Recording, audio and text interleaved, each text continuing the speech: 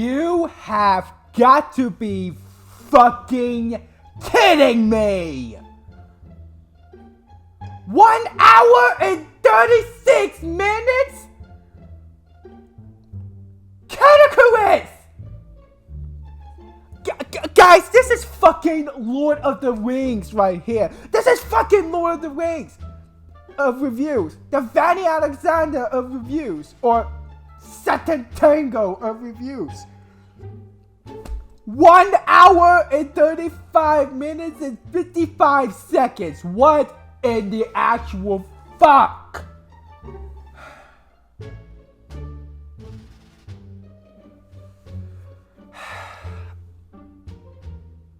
I feel like I'm gonna need this. Cause I ain't getting no headaches and shit from staring at the screen all day.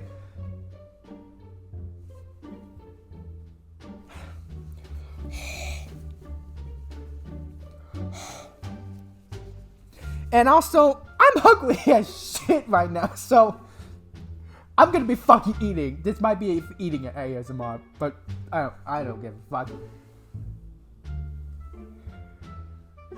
And I feel like I'm gonna need this.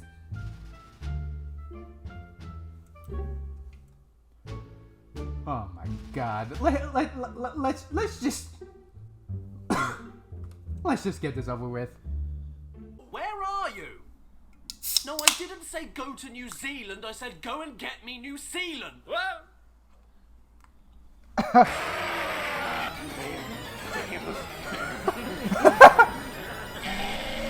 Hello, I'm Caddicarus, and you're not. Well, we're off to a great start. I know something that everybody loves. Video game accessories. You know, when you take something like a controller that works, and then you make it stop working. Tony Hawk is great fun, but you know what I hate? Doing this. We need to make that more fun. Real life skateboard, not only even more fun than that, but also works much better. Thank God we don't need to worry about hitting that one button ever again. I didn't even do that! Now, I'm not just an old forgotten hag. I do think that accessories in video games have their place, and PlayStation in particular have been ahead of the curve with tons of useful ones, or ones that just provide good, clean fan. That's a dirty fan. Like the Guitar Hero controller, the PS3 memory card adapter, the PS2 DVD remote, the PlayStation VR, and even the PS3 6-axis motion controller, which went down extremely well in the incel market. Thanks, David Cage! But for every motion-activated bra removal tutorial, there's a TV signal aerial for the PSP, or a PS Vita-only memory card, or a PS3 book. Why? Or a Dragon Quest slime controller. Because this is comfortable. He's looking at it. I'm okay with this. Or even PlayStation Move boxing gloves. Yes, these are real. It's just a regular boxing glove with an elastic strap for the controller. It does absolutely nothing. You still have to hold the controller. What else am I supposed to do with this? Punch someone and then immediately celebrate? And this is just me talking about nowadays. Did you know that Sony were the kings of useless plastic shit, even back in the day when they were making prototype controllers and then leaving them at the bus station for people to take? I might as well just bring this up. Does anybody remember the time I looked at the Angry Video Game Nerd Resident Evil Survivor? Apparently there's some kind of... They were supposed to use... There was an accessory which is you put the camera in front of the TV or something and you shoot the damn thing. It's pretty much a PlayStation Nintendo zapper. And then sell for £9,000. And even though you got the occasion controllers and then leaving them at the bus station for people to take and then sell for £9,000.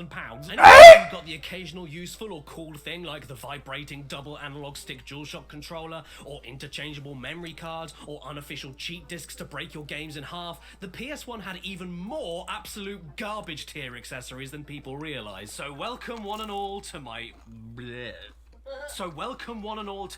journey, looking through as many PS1 accessories that I could find on eBay.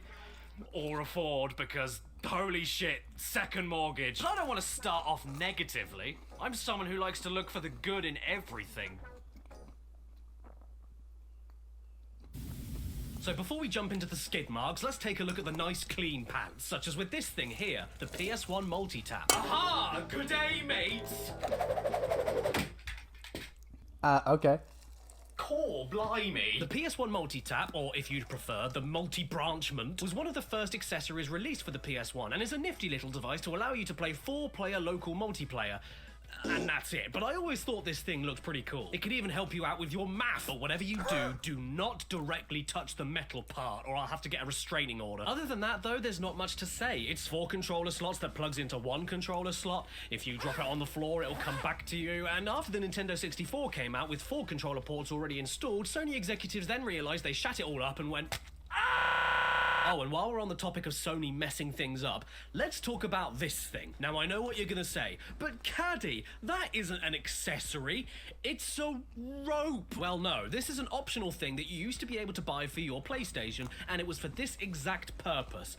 If you happen to have 2 giant CRT TVs, which are just like regular TVs nowadays, but with diabetes, 2 PS1 controllers, 2 copies of a certain game, and then put all of them together in the same room, you could play 2-player multiplayer. Yes, I'm not joking. Only about 5 PS1 games in total were compatible with 4-player with this thing, so mostly you were doing this for the sake of 2-player. Probably because they knew that you wouldn't be able to fit only 4 5 people in a games room with that when you set it shit? all up. When the PS1 first launched in 1995, many of its multiplayer games were not compatible with 2 controllers out of the box, even though there's 2 slots for 2 controllers on it out of the box. So that meant if you were a kid in the mid-90s, you needed to go through all of this effort just to play Wipeout 2097 with little Johnny Toe Rag. Sony justified this baffling thing by arguing it was like an arcade experience at home, but you weren't in an arcade, you were in Mummy's study.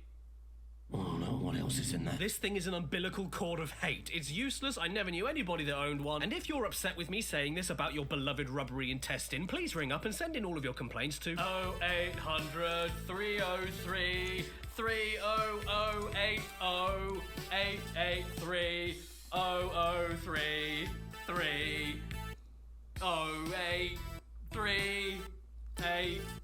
8 Next.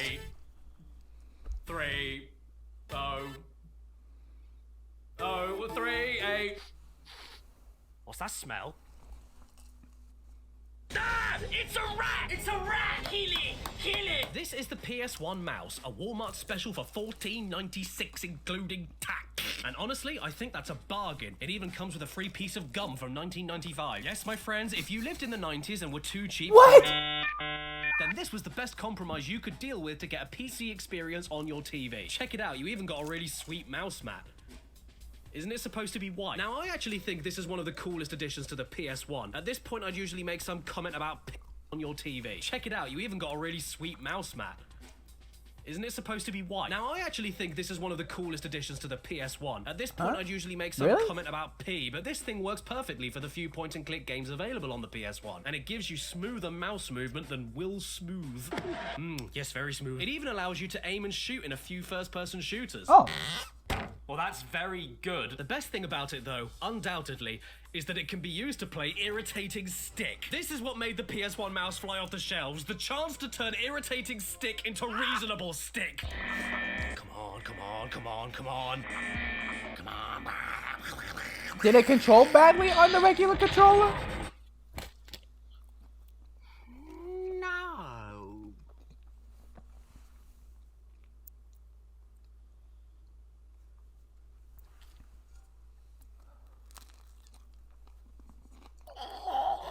Here's another thing you could choke on, the Pocket Station. The first ever portable Sony console. Yeah, you thought the PSP was the first?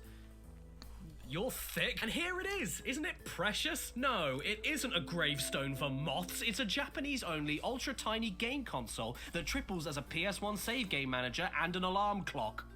The most important things you need in your pocket. You can use it as a standard memory card and then look through the save data later on with tiny bit-crushed animated save game icons. Yeah, you wink at me, Coco. Don't worry. I know I'm hot. You can change the volume. Yes, that's a separate feature, but the best thing is when it works with certain PS1 games for extra features and to download mini-games directly onto it to play portably, like Block QT, which sounds like a Minecraft babe, but is actually a breakout clone that triples the length of the stage and makes the ball the size of measles. There's also Pocket Moo Moo, a space shooter with absolutely no cows, and Tales of Eternia, a rhythm game mixed It's with worthless. Tamagotchi, but It's with a real worthless. woman. And just like in real life, I can never seem to make her happy. Some of these save icons, though, look like phlegm. Believe it or not, this is Solid Snake. More like deflated hippo. Although, to be fair, Solid this Snake- Rupture Files I icon can't from see Oddworld shit! looks pretty damn great. Oh, sorry, it's not Oddworld in Japan, it's Abe a Go-Go. Why is he coming out of his own? Honestly, this version of the game is worth owning alone just for the Japanese Abe voice. Listen to how cute it is. Hello, matete. Go on, It's like if Abe was voiced by Michael Jackson. go on, go on. Due to feces. And as far as the Slig voices go, I think he's having a hernia. But Abe is just too damn cute. Hey guys, come down and see this. Oh wait. She took the kids. Like I said, this thing was sadly Japanese only and never made it out of its home country. But Sony did at one point have bigger plans for it, since a few Western games do work with it, like Ridge Racer Type 4 and even Final Fantasy Final 8. Fantasy? It really is only a few. You'll find that 98% of all compatible games have to be the Japanese copies. So make sure you dig up your Japanese Metal Gear Solid from Konami the best. Yeah, they sure are. And get ready to learn a brand new language from space, Wait, what? otherwise you'll me the best. Konami,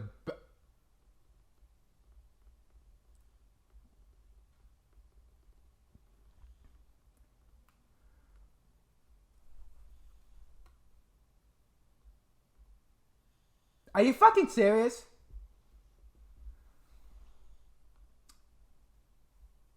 Just when I thought they couldn't get any more low than with Metal Gear Survive.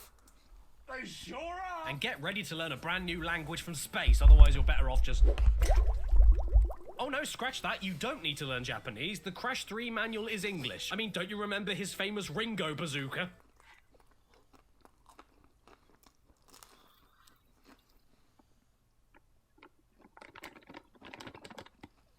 I like children. And now we move on to one of the coolest things I own.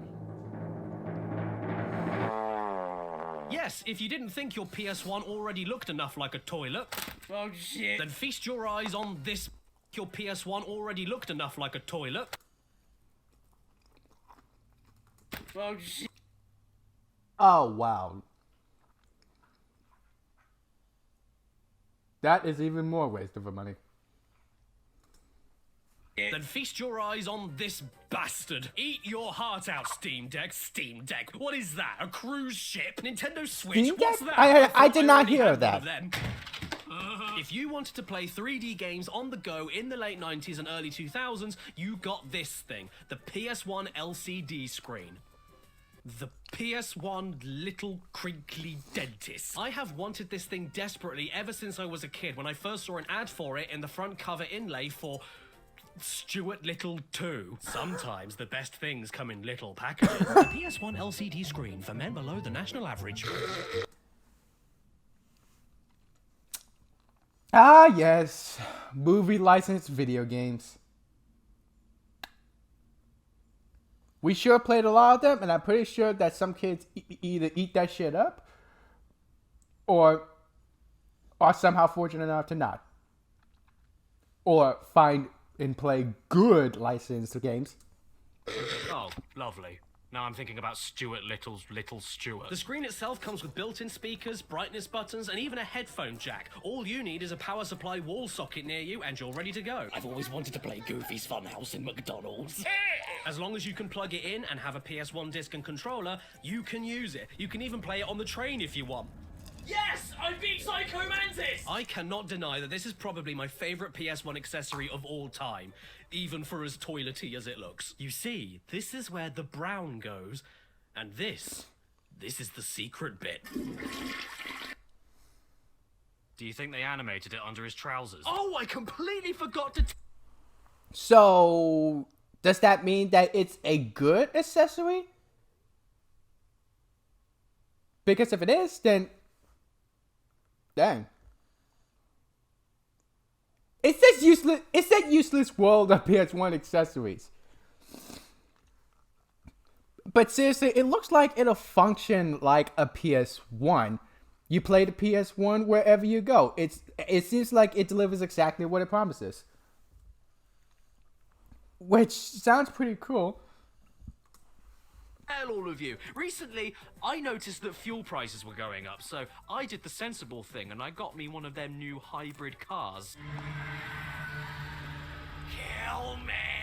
But this next thing I'm gonna show you, way cooler than that. And it cost me more money. I'm broke. Now, the LCD screen may be my favorite PS1 accessory, but this is without a doubt the crown jewel of my PS1 collection so far. See this box? It isn't any ordinary PS1 console box, because inside it is a Neteros development kit PS1, which is not only able to play any PlayStation game from any region, but is also in matte black. Oh! Oh, it's an American plug, so I can't use it. This thing looks so good, man. Look at it. Oh, it's pretty. Oh, be my wife. I'm not even kidding. It's making me hyperventilate. For those who don't know, all the way back in the late 90s, this system was available for sale bundled with a development kit to connect to your computer, allowing the public to create their own PS1 games from scratch just for fun, after which these nutcases would then give their games away for free via PlayStation demo discs in magazines, the ultimate form of unpaid labor. Take notes, EA. The console I personally own does have the original system and box it came in, but none of the software discs, manuals, or coding books, so me making my own game is not going to happen today, or probably ever, but at the very least I can finally say that I own the piece of hardware that birthed the greatest death sound of all time. That was done with this. Surprisingly though, there's tons of rules for it. Just look at this. Shit, I got charged battery.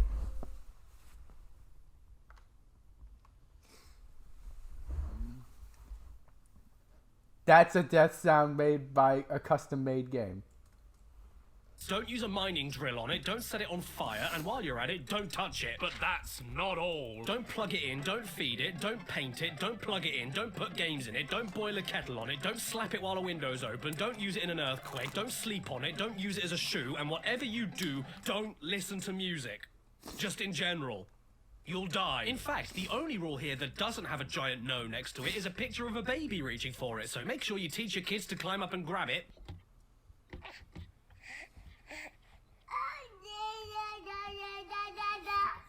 Okay, we've made a pretty good start into this video, I'd say, and for the most part, we've seen some pretty nifty PS1 gadgets, some pretty useful, some pretty cool. It's been alright so far. But not anymore. It's time to turn up the vomit volume, because from now on until the end of this video, we are scraping the bottom of the crusty barrel. Oh, yay! You know what I think we really need for the PS1? Oh, no, Bill, what do we need? Oh, well, John, I'll tell you what we need. I don't know, we need a mobile phone adapter! No, I'm not joking. This is a device to connect a 90s cell phone to your PS1 with a software disc. Hello? Is that PlayStation? The best way I can describe this ridiculous thing is that if you owned a Japanese cell phone that was compatible with Docomo's iMode, you could wire your brick into your PS1 and basically unlock it as a retro smartphone. Think of it like an external display. You could do all of your contact and office organizing, transfer data and games to your phone, and even use your phone's network provider to browse the internet on your TV. Hello? Oh. This is outdated shit right here. The baby didn't make it. You heard it right here, folks. 1 second you could be on your PS1 playing Sesame Street Sports, and then the next you could plug in your phone and mash one out. Have a look at this Mayan artifact. Motorola graphite. They aren't even pretending it doesn't look like a slab of concrete. You know what, though? I do miss the days when bad phone signal meant grow more phone. And this thing is so old the battery turned into sawdust. Have I sinned this man? Hmm? No, I haven't. Ding dong ding, there's someone at the ding. I wonder who that... Yes, hello, Caddy. Oh, cripes, it's my evil twin brother, Baddy! Yes, so what do you want? Is that a PS1 train controller? No. What you're looking at here is the Go 2 Premium Pack, a Japanese-only PS1 bundle pack with 2 things: a train simulator game and a train deck controller that was made only for this single game and nothing else. Choo-choo, Thomas. This thing is A PS1 accessory that's made just for one fucking game. Just one! Really? absolutely adorable. I can't hate it. It's like a real tiny train for real tiny Tom Cruises. It even has a tiny drink holder for your tiny Mountain Dew.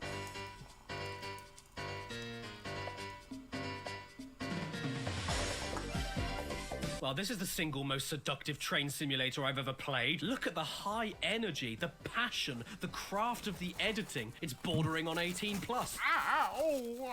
Oh, watch out! It's an anime girl! Anime on the girl. train!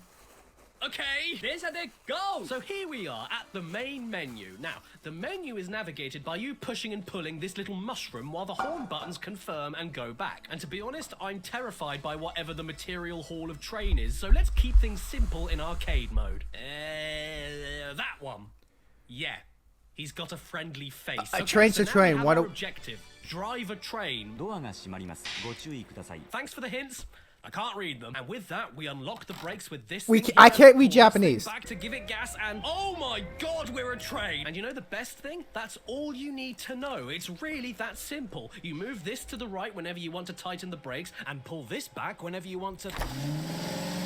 So even though I don't know what this is or what that is, it doesn't matter because I know the speed limit, I know how much time I have left, and I know how far away I am from my next checkpoint. Oh no, I'm running out of time. Oh god, come on, come on, come on. I'm gonna make it, I'm gonna make it, come on, I'm gonna make it, I'm gonna make it! ダイヤを守ってくださいね。 You're welcome. Oh, damn it. I failed. Fine, I'll continue. Huh? Game over? I lost the whole game because I wanted to keep going? Oh, what's that? I got a high score? That's nice of you. What's my name? Soil. And this is all very well and good.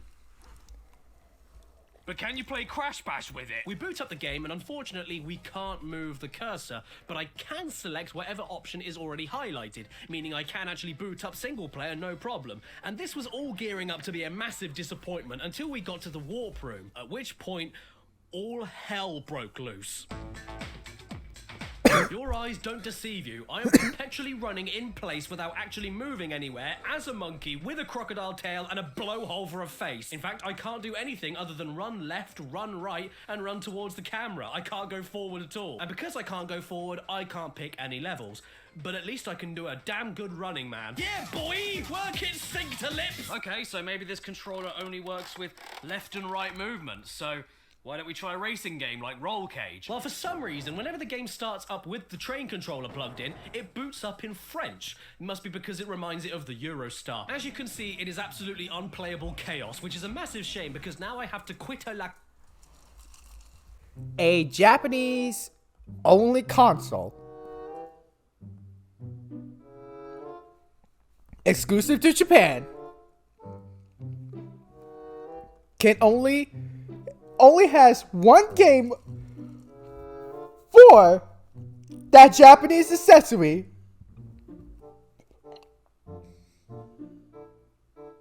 And not only does it make a character run in place, but it turns an English game to French subtitles.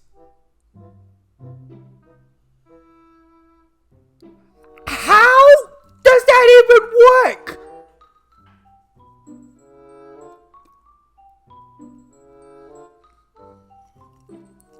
A Japanese accessory made for a Japanese game that makes English turn to French. What? How do you do that?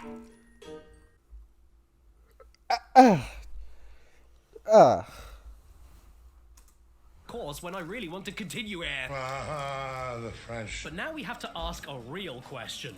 Can you drive Legacy of Kain Soul Reaver with a train? Here is the game. As you can see, we've left the station, and the weird thing is that every single position on the train does something slightly different. I don't think I can get out of this... Oh, I don't want to get out of this room anymore. This is a great time. Yeah, go on, fit off. Well, I mean, you've got more movement than Crash Bash. And much like Roll Cage, every single notch on both sticks does a completely different combination of things. Do you want to move forward while keeping the camera rotating? Do you want to crawl while shifting back and forth? Do you want to jump around in a stupid circle like some sort of Maytime fertility ritual? Then there's a gear stick position for you. If you ever wanted to trying to pilot somebody's brain while they have a blood clot, then this is the game for you. But what about a 2D platformer like the original Gex? Sadly, that doesn't work whatsoever. But do you know what does? Rival schools.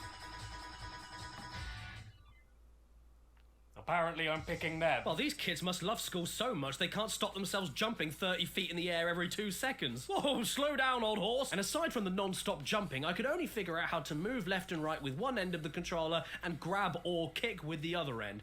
Amazingly though, I'm somehow winning. Oh yeah, I'm drop-kicking kids in the face with a train brake. And that was the train controller. What? You don't think it can get any worse? Oh, trust me, it gets weirder than that from here on out, let me tell you. That is far from the end of the treasure trove. I mean, take a look at this thing even.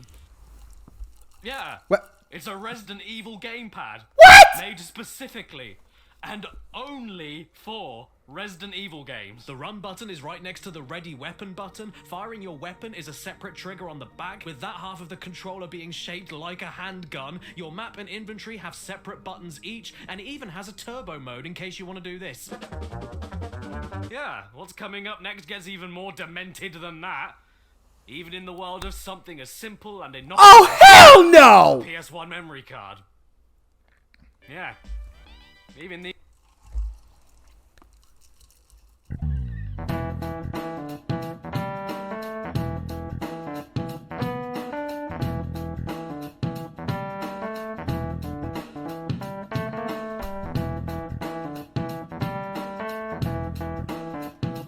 You know, it's one thing to make a somewhat different version of a controller that functions the same.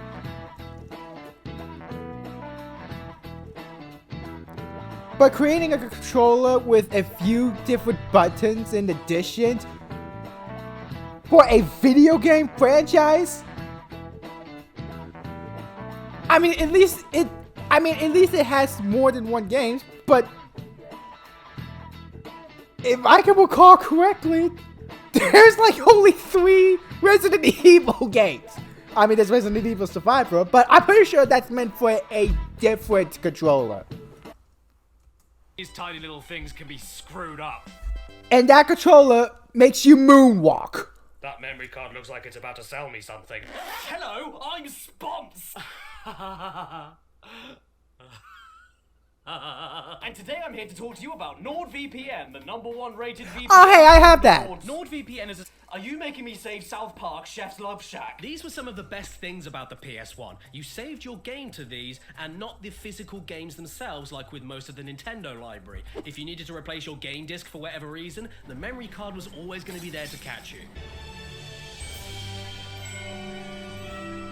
You got your basic grey official ones, but for a lot of people they were a little too expensive-wency, so instead you got yourself a third-party one, usually from a video game store with its branding spat all over it, but sometimes with cool little extra benefits like digital displays to let you know how many memory blocks you had left on that card, or extra info printed on the back, like how many megabytes it is, which doesn't help you in any single way, even slightly. And then you have the ones where you're sitting there and you say to yourself, oh boy, I really like this plastic shell that saves my games, but I really wish it had more driver on it. And then boom! Well, there you go. Wish granted. Check out this disgraceful turd. This was officially licensed by the makers of the game, by the way. It's one thing adding a monocle on top of a thing that does absolutely nothing, but they went the extra step to assure that the bloody logo is upside down whenever you use it. Gee, thanks, Mum. I always wanted to play that game, Benib. Well, thankfully, if you don't like Driver 1, or you don't want your memory card looking like an Egyptian hieroglyphic slab, you can have a Driver 2 memory card instead. Much better. Simple, sophisticated, the right way up, and surprisingly curvy. Why does this memory card have childbearing hips? And then,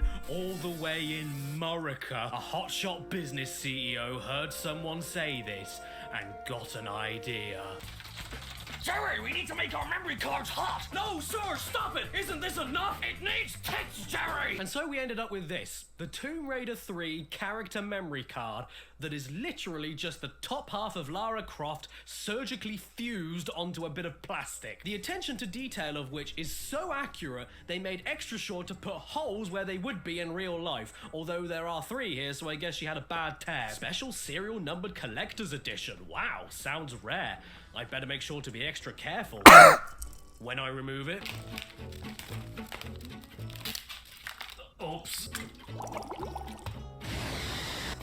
I heard you liked Lara's back. I mean, if you want to talk about unnecessary, this is probably where the definition of the word came from. Sure, it's a functional PS1 memory card, but that's all there is to it. You can't use it as an action figure. She's upside down while you're using it. Her waistline doesn't fit on the plastic. Her entire back half doesn't exist. I mean, I've definitely heard of being flat-chested, but how about being flat-backed? And I'm sorry, but I still can't get over the fact that my memory card has a rack. I suppose you could argue at least they focused on the right end, but just let that sink in for a second. This is the only thing in the world that saves your PS1 games and has Tits.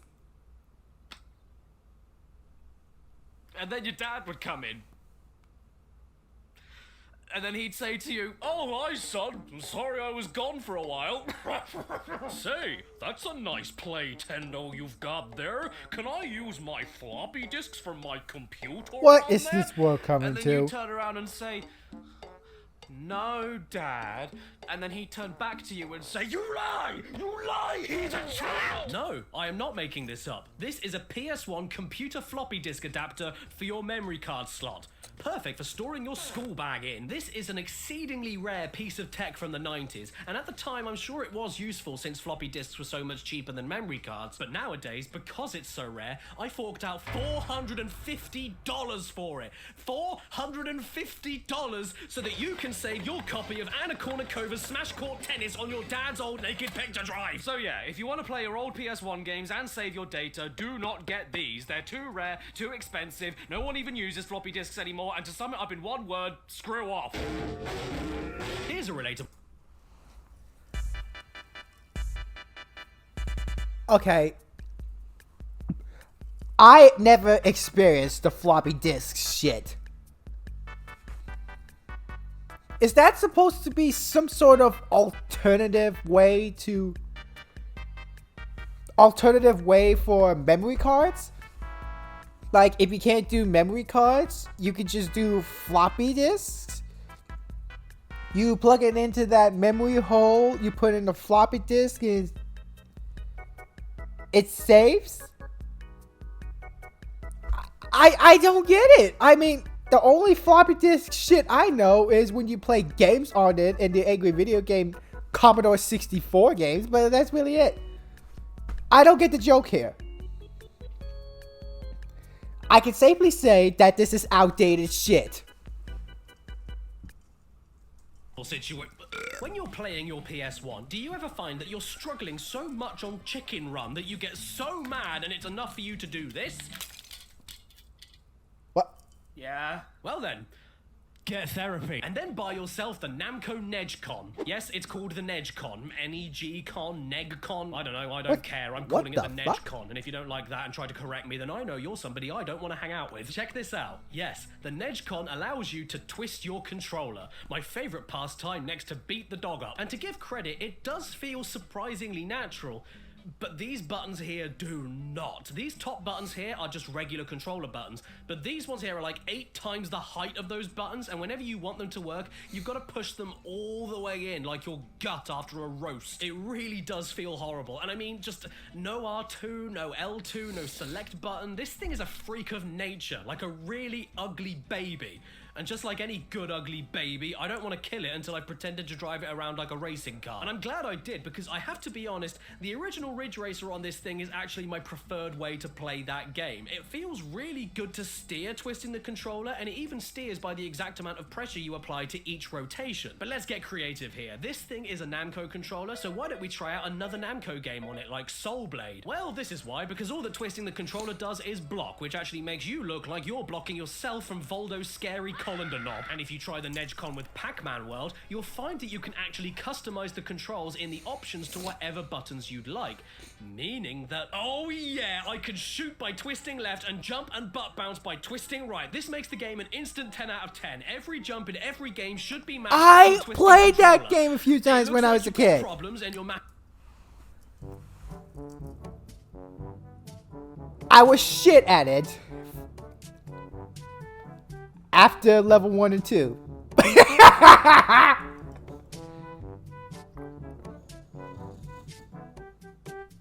But I enjoyed the first level, the tutorial.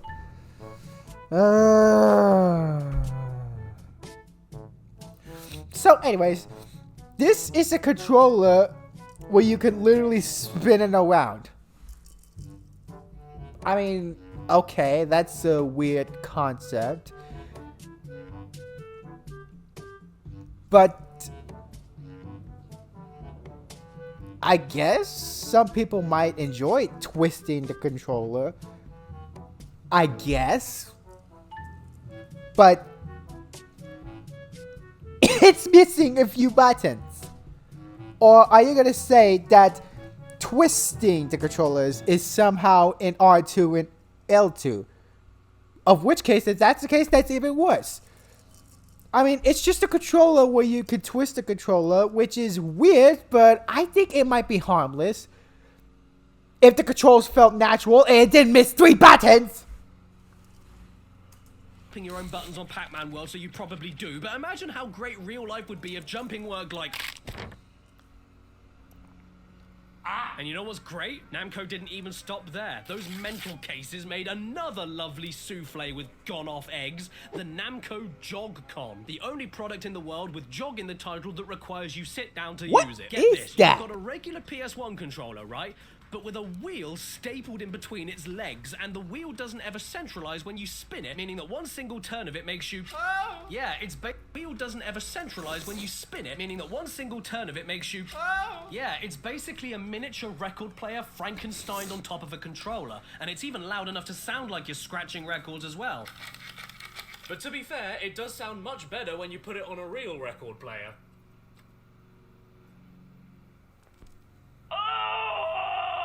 As for the controller itself, it does feel great to hold if you enjoy having your knuckle skin scraped off. And when you play a racing game like Disney World Magical Racing Tour, even though you have a wheel right here to use as a wheel, you can't turn any of the carts, even though this is one of the only single instances where a wheel glued onto your controller would sound like a reasonable thing to do. Welcome to Walt Disney World. Unless you're gay, then get out. It doesn't stop there either. If you try playing Spider-Man, the controller...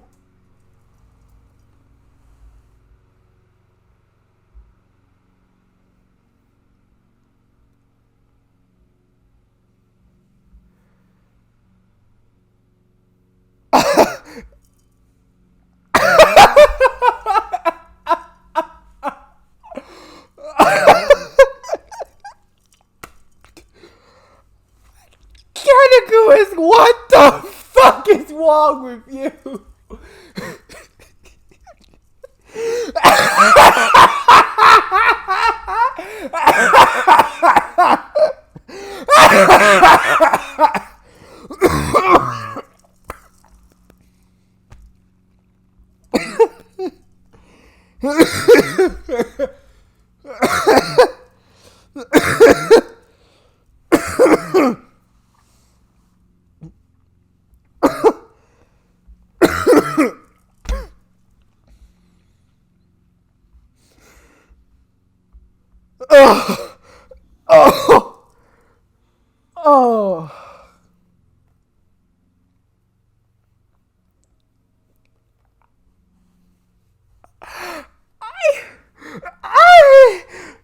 I don't want to laugh, but I am.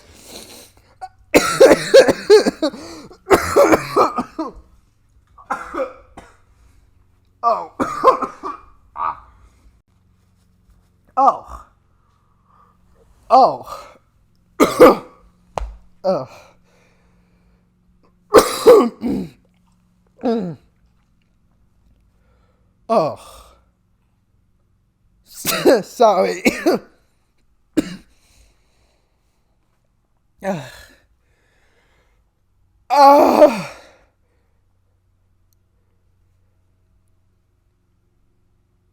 That fucking anti-LGBT law in Florida.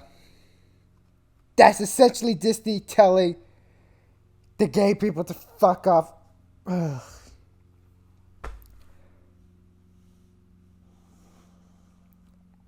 Is he also referencing the fact that Disney wanted a gay kiss to be cut off from the Pixar movie Buzz Lightyear? But Pixar says, fuck that. And as a result, is Caddicarus also referencing that, fan?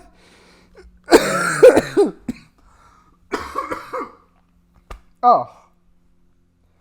Damn. I've been having a dry cough. This stupid ass thing for the past few days.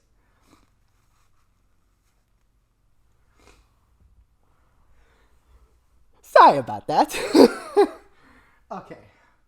Looks perfectly fine as a standard controller whenever the wheel mode is turned off, but doesn't work whatsoever when the wheel mode is turned on. And I know what you're thinking. Well, little Jimmy Shitpants, just make sure you never turn on the wheel mode and the problem is solved. Except it isn't, because whenever you do turn wheel mode off, the game itself automatically turns it back on and stops itself from being able to be played. Have you ever seen a game actively spit out the controller you're trying to use with it, even though it does have a mode that works? Has Spider-Man on the PS1 learned to hate? Is it racist? And you know what other game discriminates against this controller? Barbie Explorer should be a match made in heaven, right? Namco Jog Con, Barbie Jogs. Yeah, that's it. But no, the controller does not work. She's clearly far too Aryan for this. Why do these games allow the controller to work and then override it immediately? I would love to use the Jog Con to unlock the secret of the Mystic Mirror with Barbeatum, but she just won't let me. What the hell else can we try then?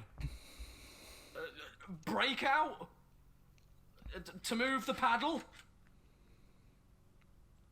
Surely no. It works. I mean, don't get me wrong, the edges of the wheel are horribly jagged and this little round dip is just sharp enough around its edges to eventually blister your thumb, but amazingly, this controller works with the Atari 3D remake of Breakout with the story mode about a rectangle with a face that gets thrown in prison and puts up a swimsuit picture of his rectangle girlfriend because that makes his rectangle feel like a rectangle. And I know what's probably on your mind. Well, this is a Namco controller, so the wheel bit here is probably only compatible fully with Namco games. Oh, yeah, it's a... And if you were gonna say Ridge Racer Type 4, you'd be correct. Yeah. And that's it. That's it? That's the only Namco game I could get working with it. In fact, out of my entire PS1 collection, do you want to know what I managed to get working with this wheel? Ridge Racer Type 4, Breakout, and V-Rally 2. That was it. That was it. So if you want a controller for the worst possible way to play these three games and nothing else, then I highly recommend it. Chances are, if you were a kid in the 90s and owned a PS1, you really wanted to shoot someone with a gun. And luckily, when Namco weren't making controllers compatible with as many games as hair on a teenage lip, they were the front runners of the PS1 Oh, yeah, that's what I was talking about. Classic G-Con 45, featuring a big old bee sting. Personally, I have two PS1 G-Con gun game bundle packs, the original Time Crisis one and the original Point Blank one, and both of these games are the true definition of classic. These are a special kind of cardboard box, you know, the really old ones stored in someone's loft for decades, so they have that distinctive musk that makes you... Motion controls and gyro controls are alright for gun games nowadays, but nothing quite matches the same raw satisfaction as aiming an actual gun at your TV, looking down the sights and then letting them have your barrel. The biggest disappointment with this technology nowadays, though, is that it doesn't work on any modern day TVs. 4K, HD, it doesn't matter. If it's LCD and has a flat screen, this isn't gonna work. If you want to get this working, you need to get yourself an old, boxy CRT TV.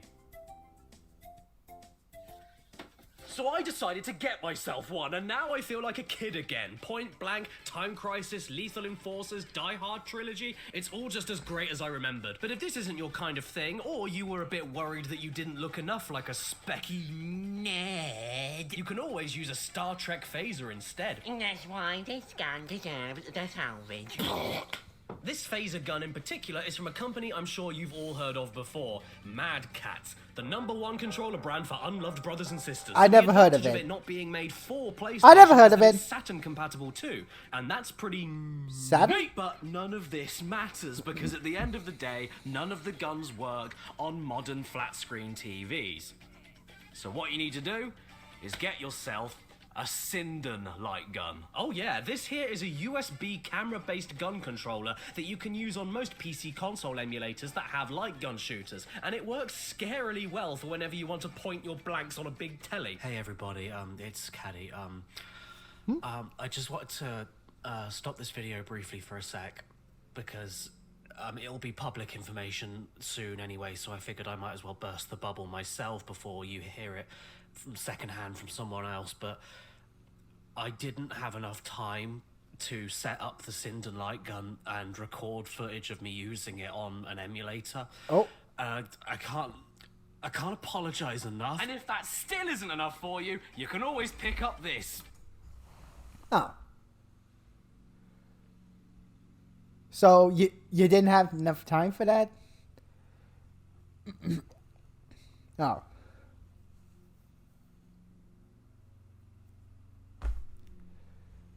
Did you run out of money or data or something? So there's a controller that connects via the USB, and it works on emulators. Because if there is, then okay, that's interesting. But if you ask me, using the controller or the mouse, it's pretty much my go-to way of playing shooter games. This is a handgun. There's no two ways about it. This is a Glock. This is a bloody gun. It looks exactly like a goddamn handgun. Damn! It's a gun! Oh yeah, we're stepping out of the boy zone and into the man zone! They couldn't make this thing look any more like a gun if they tried. We're going straight up Coolio's greatest hits over here. No. Doesn't that look like Joker's gun? The Persona 5 Joker. And also, having a gun controller that looks like a real gun. Damn. I'm not complaining though. Orange tip, no weird shape. I actually had this idea to go to the city and point this at random people for a joke and then show them, haha, look, it's a toy gun. But the more I look at it, the more it looks like I actually want to kill them. And I don't think the balaclava was a good idea either. If you want to look even more badass when playing Resident Evil Survivor? Oh. Because with this thing now, you can. It even has vibration feedback so that you can, and I quote, Feel every shot. It's not bad enough being Detective John McClane shooting an innocent woman at the airport. You need to feel like you've done it. And make sure you do it with the built-in machine gun mode. PlayStation. Teaching children police brutality is okay since 1990. The wheels on the bus go round and round all day long. 'Cause someone cut the brakes. Oh no, it's Jim. Do you mind? I was just about to tuck into some Pepsi Maximilian. I'm so sorry. But I've got a big circle for you. That's nice, but who made it? Meow. Oh, well now we know it's gonna be good. Is it a bad company? Mad Catz? Is Mad Catz a bad company? The steering wheel, the quintessential console peripheral. Basically every console has their own version of the wheel, even today. It's like the Cenozoic era. This wheel is probably what Mad Catz is best known for, and for good reason. It's a wheel that steers cars on PlayStation and doesn't break. I mean, take it from the racing legend Mario Andretti himself. It's the #1 steering wheel for the PlayStation. I don't know who that He is. said that right before he took his lovely tanned skin and dyed half of it bright pink. Team Mad Catz. Oh Jesus! Look at these guys. This They is look probably like they run outdated around shit. Supermarkets and unpeel bananas. This The is Mad Catz outdated PS1 shit, wheel guys. Does everything it says on the tin. It steers, accelerates, brakes, and the vibration feedback on the wheel itself is a fantastic touch. It even uses race-proven foot pedals, which means that they use them in actual racing cars, like this guy's. But you know what I want to know? Can you drive Silent Hill? And the answer is yes. After Harry Mason crashes his car, he then becomes the car. Traffic is great in Silent Hill. I highly recommend it as a cut-through. You want to hear the best thing, though? For some reason, the acceleration pedal is the run button. You hit the gas to make Harry sprint. It's almost like Mad Catz knew we would try this, and I love them for it. Thanks, Mario. Here we go. It's me, Mario. Come on, children. But I hear you. Not everybody in the world has quite the same amount of space in their home for something as thick as this.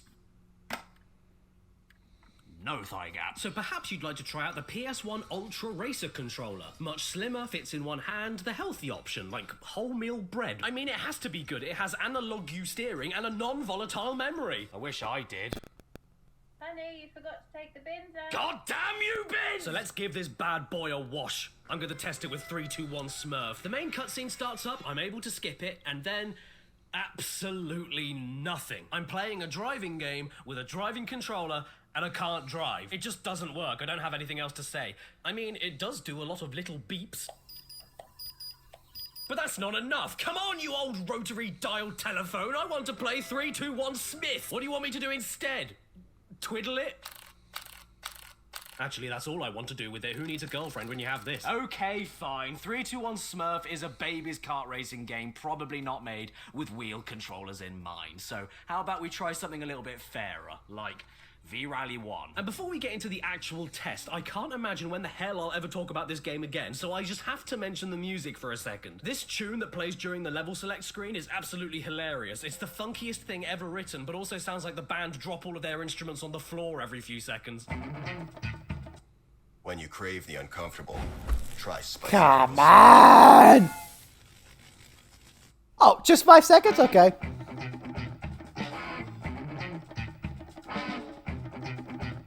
As for the game This itself, is the director's cut Resident Evil music. It works. It's a wheel. It steers. It moves the car with the same level of sensitivity you put on the wheel.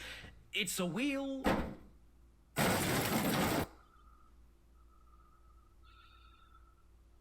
I've got another wheel. The PS1 top Drive Reactor. It's shaped like a toy car remote control, and it uses the latest active jogging technology. Hey, get back here! This thing is an absolute disgrace. It's not a game controller, it's an assault rifle. L2, L3, R2, R3, and select is down here. There's multiple switches here, a D-pad in the middle of the action buttons like a DVD remote, a start button up here, 2 separate triggers right on top of each other, L1 and R1 here, -2, -1, 0, +1, +2. Did the Zodiac Killer make this? Converts DualShock games into active feedback. What the hell are you talking about? Am I having a stroke? Logic 3? More like Unlogic 4? Okay, well, to give this thing a little bit of credit, to start with, the wheel didn't centralize just like the one on the Jog Con. But then immediately after plugging it into the console, the wheel springs magically into position. That's pretty high-tech. And it definitely works, for sure, but if you're trying to play slippery old Toy Story Racer with it, you're going to want to exit your own life very quick and painlessly. You will just oversteer all the time and flip your shit around constantly. So next I thought I'd try Micro Machines V3. Only one problem, though. You can't go. For this game, you have to use your thumb on the X button. No switches here made a difference. So then I jumped back into Gran Turismo to see if it was just incompatible, but nope, exactly the same story. I couldn't accelerate with this thing no matter how much I tried, so I guess it's just luck that decides whenever it wants to work. And that's exactly what I want with my game controllers that are needed to control the game. Luck. Not that I care anyway, because you can't imagine how uncomfortable this thing is. Steering while holding X like a chimpanzee is one thing, but in general, that really is a disgrace. And it only works with Toy Story Racer, so... And I would just throw this thing in the skip, but there's one very important question I need to answer with it. Can you drive the Grinch? Yes, you can. Very gradually. The D-pad here does not work, but all the other buttons do, so you're basically just stuck nudging him left and right with the steering wheel over and over again to make him step forward. Grinch Turismo. Hey, have you got anything else other than wheels? Ooh, dog. What? A guitar controller? For the PS1? That's strange, isn't it? Back in 1999, it was actually Konami that came up with the idea for an arcade-based rhythm game featuring a guitar controller, which would then go on to inspire the much more well-known Guitar Hero and Rock Band years later. It was called Guitar Freaks, just like this guy.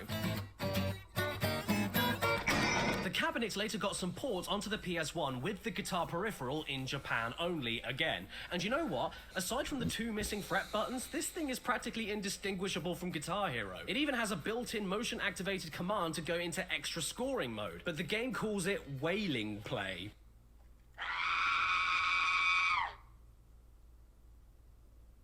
The Guitar Freaks games are basically just Guitar Hero, but simpler and on the PS1. There's not much to say, so how about we try to guitar Dino Crisis?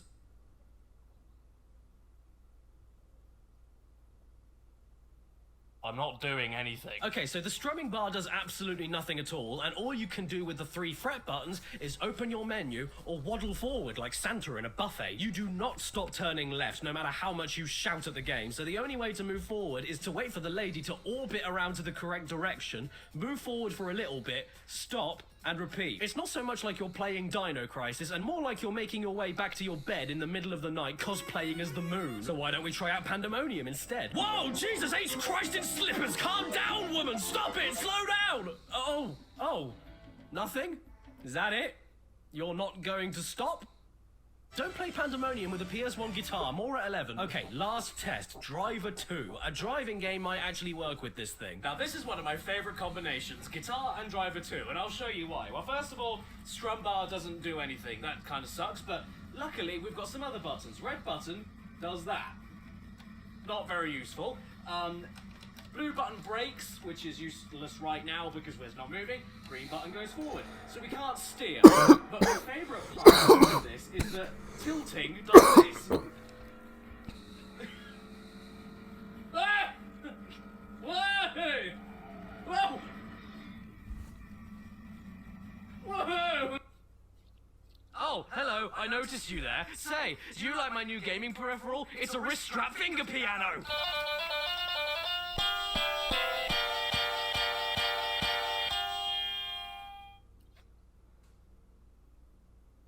Is that another pissing wheel? It's the PS1 Mega Racer controller. Yes, just when you thought we were done, it's the sequel to Oh no. Is this thing a controller or a shitting banana? The D-pad feels horrible. It's really stiff, like an old sponge is stuck underneath it. But the strange thing is that the wheel itself works absolutely fine. I'd say it was better than the Namco one, and this was made by Who Cares Limited. I'm getting so sick of racing games, though. Can we please...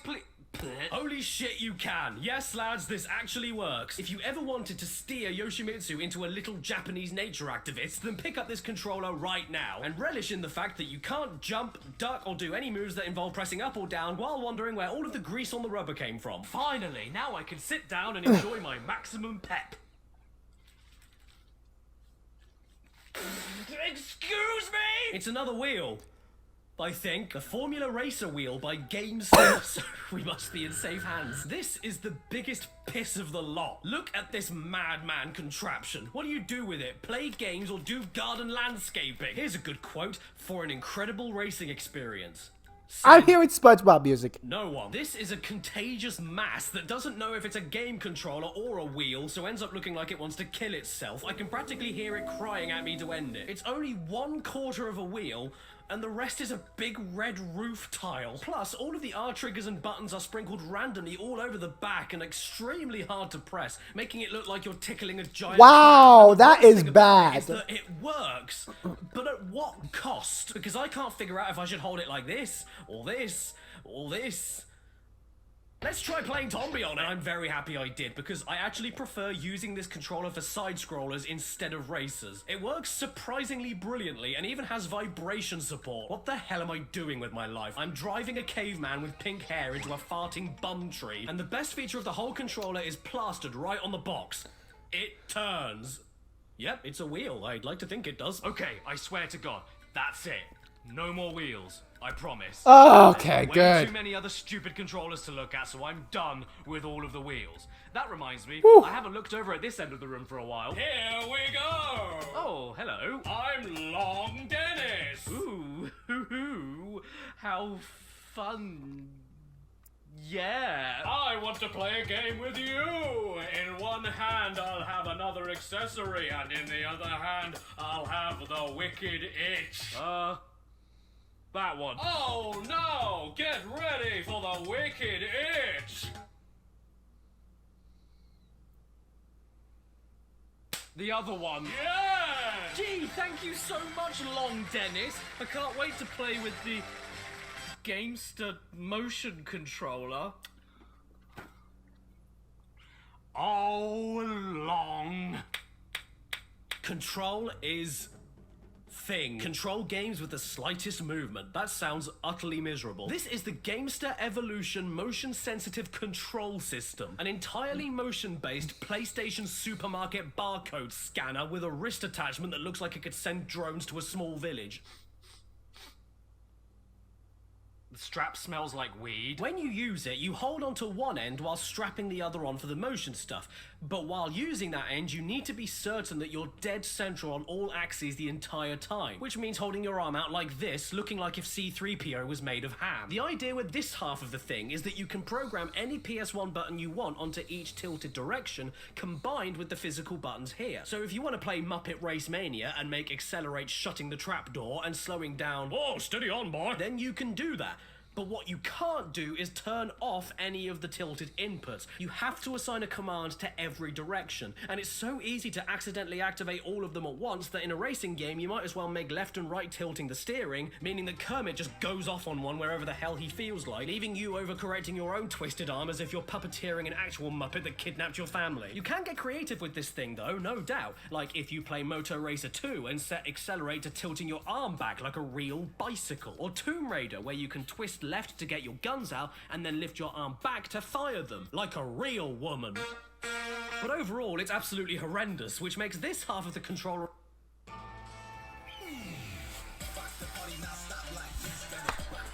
Another 5-second commercial, great. funnier. All of the buttons are right here to press and work. So why don't we just use them? But I can't let this thing beat me. Give me a game to beat with it. Any game at all. I'm Cad the Chad. I can handle it. Where's my reptile puzzle? Oh, Christ, we're all dead. Oh no! Oh, this is going great. I can't even get out of the playpen. Look at this! Look at this! I love it. I love it so much. Oh no! Oh dear! I'm on the table. Tommy, get off of the sofa! You're gonna hurt yourself. You can't handle anymore. You've already given yourself brain damage as it is. It doesn't matter what mode you're in or which way you twist the ant coffin. This lousy great dollop just doesn't work. But surely it must. It has audio sounds. Well, I suppose if you want to play Rugrats and actually feel like an infant that can't walk, then this is the way you want to do it. How about we try a rhythm game like Jamalami?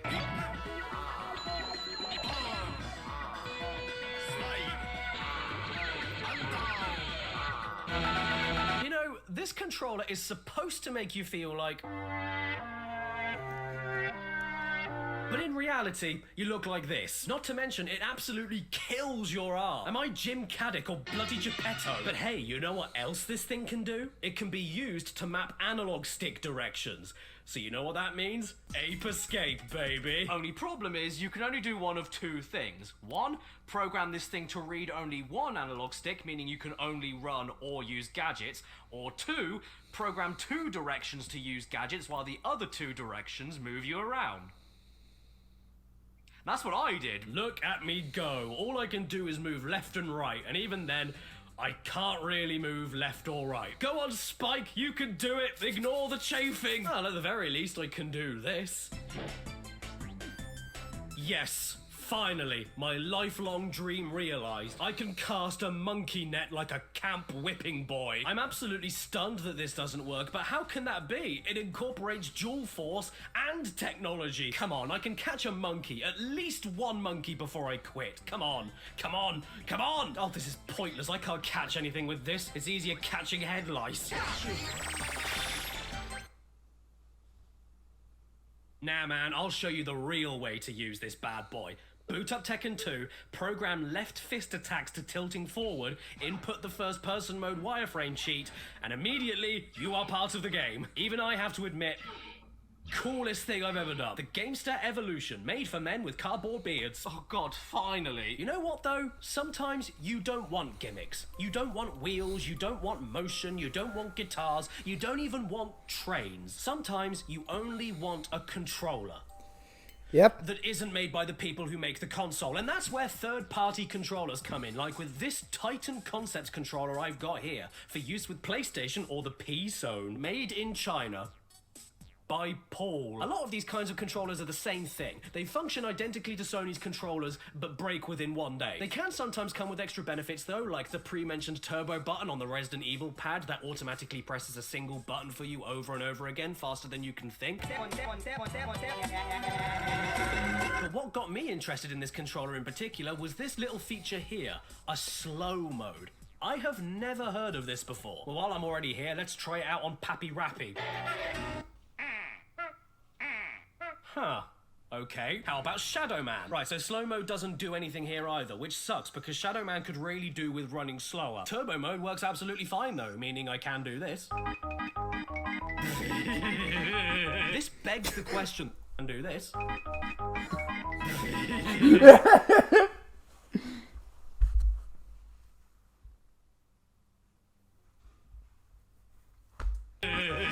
The crouch dance! What does slow mode do? Well, believe it or not, it took me multiple tries in multiple games before I landed on one that made me figure it out. Santa Claus saves the Earth. Get this, when you aren't using the turbo button to make Santa have a sugar-induced heart attack, the slow mode actually does this.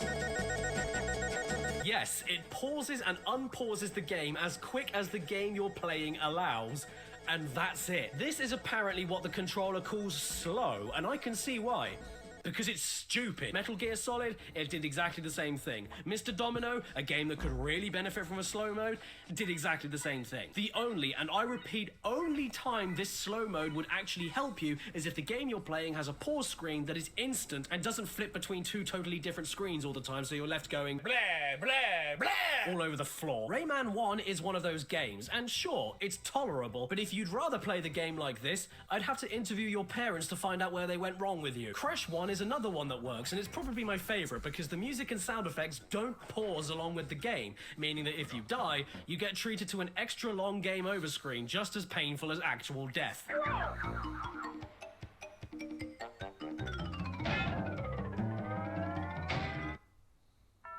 Oh god, now who's at the door? Hello again. Oh great, it's my evil twin. Oh, no, okay. So this controller by Titan Concepts, yeah, it wasn't the only third-party controller for the PS1, and if you thought there were only a few third-party manufacturers out there, you couldn't be more wrong. They were everywhere. There were hundreds of them.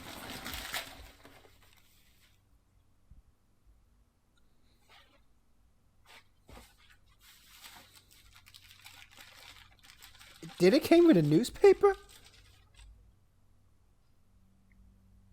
In the news today. I found this giant box of them on eBay, and there are some right sorry cases, let me tell you. What's this? Wild Things? What do you think I am? A grizzly bear? What's this? EB? Yeah, you know what I thought was missing from the PS1 controller? The L2 and R2 buttons being on the top, the L1 and R1 buttons being on the front, and every single other button being in completely the wrong place. What realm of chaotic evil did this thing come from? Electronics Boutique? What are you? A hairdresser's? What's this? Oh, okay, another Gamester. That's good. Sensitivity, low, medium, or high. What? Do you not like being bullied? And why are the grips on a right angle? Is this a video game controller or a shelf? What's this? 4 gamers? This isn't 4 gamers, it's 4 fruitcakes. Who in the shit out there wanted their controller to look like the letter H? Oh, atomic!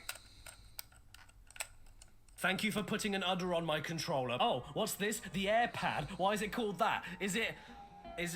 Oh god. It's another motion controller. Heads up, dude! Feast your eyes on this godforsaken sack. What do I even say about it? It's like I'm playing a game with a dinner plate but without a tasty pickle on it. Basically how it works is that you turn the tilt mode on and through the power of air it acts as a D-pad. Except it doesn't. It says right here that it's registering movement, but it won't actually move anything until you've poured your gravy and potatoes all over the floor. And that makes racing games an absolute joy. You need to practically turn it upside down to get it to register anything. And no, you don't hold it like a steering wheel and turn it for racing games. You hold it flat out in front of you like a begging Victorian orphan. And it's even better when you play a driving game with slippery steering physics like Destruction Derby 2. Oh, well shit, there goes my hood. Oh, and don't even bother trying to type your name with it unless you're called Poor Snot. Hang on a second. If you turn it upside down, it becomes an alien spacecraft. But does it work with anything else? Like Cash Banuka 2? Yes, it does. Surprisingly well, in fact. But it's terrible. It is so unbelievably delayed, but every single other button is fine, including the D-pad. You've got all the buttons you need right here, so why would you need to turn the tilt on? I mean, sure, it does emulate analog stick sensitivity, so if you ever wanted to make Crash walk like a dying Elvis while you give your controller a long sniff, then this is the thing for you.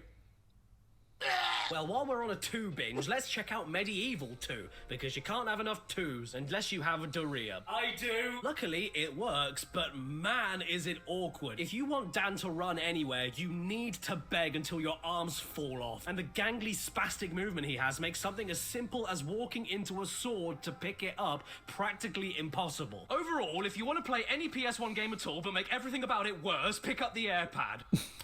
Somebody should do 100% challenge runs with this thing. Don't look at me.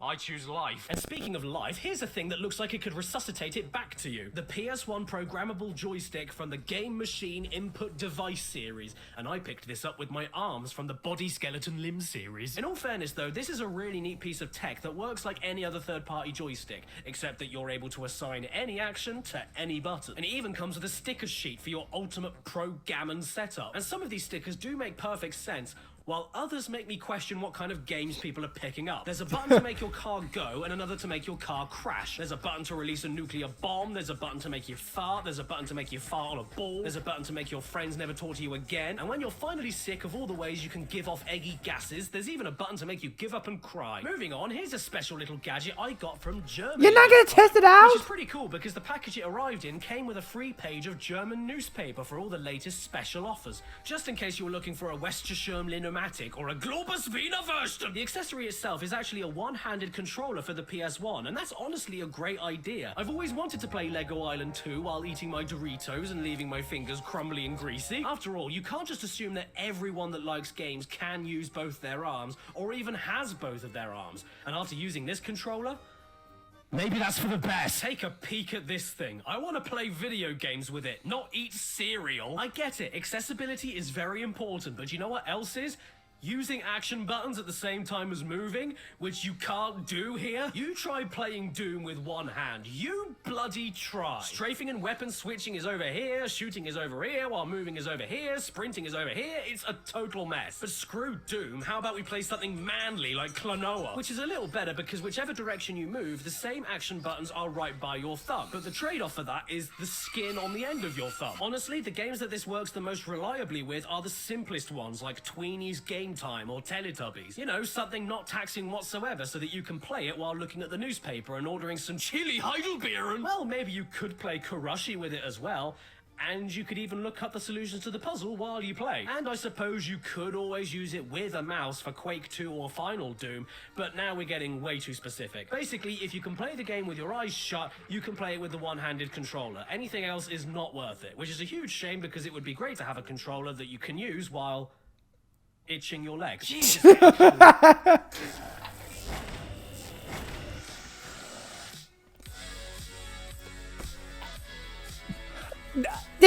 This is not a 5-second commercial. This is a 15-second. Now I want 5 seconds. Yeah, just gonna zip this up quickly. Hello. Oh my God! It's world famous singer-songwriter Nicole Shirt Zipper. I'm managing a hot new rap band, and they want me to give you their new merchandise. Oh, cool. What is it, Nicole?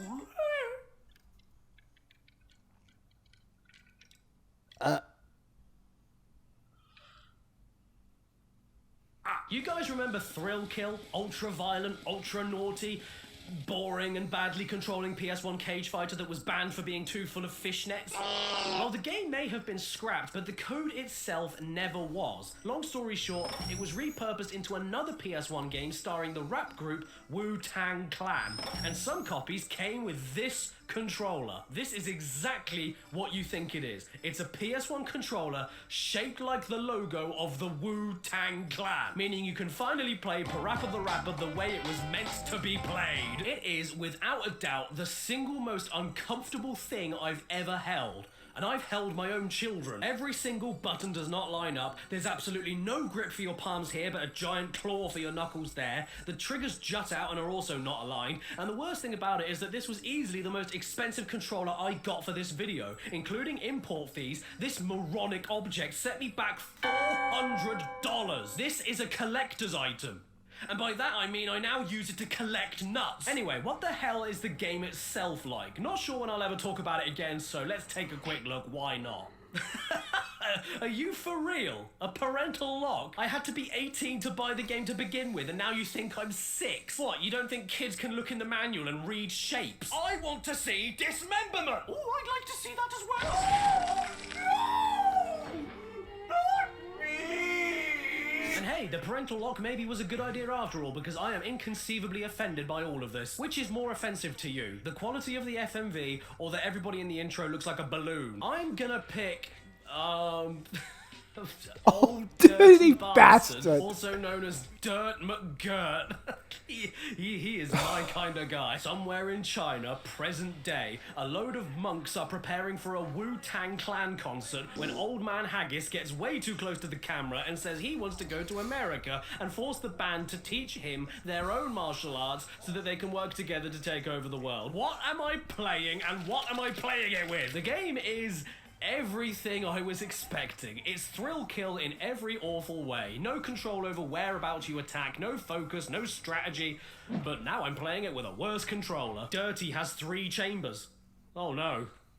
Shall I call the cleaners? Look at this. Why does he run even when not moving anywhere? All of this is disgusting. I don't even know if I should be playing the game with this thing or holding up a bank. The D-pad is so spongy and stiff you end up pressing multiple directions accidentally all the time. And it's not just in Wu-Tang. Playing anything on this thing is agonizing. From something as hard as Rayman 1 to as easy as Tigger's Honey Hunt. I mean, if anything, playing this game with this controller has really connected me with gangster rap culture. In fact, I think I could do a great rap right now. Hello boys, I'm number 1, playing on my PS1. I like eggs, I eat 'em. Controller shaped like a w. Pull my hair, I don't care. Grab my hair, I'll care a lot. Play the game, it's so hot. I smoke pot in a pot with a pot. Stop.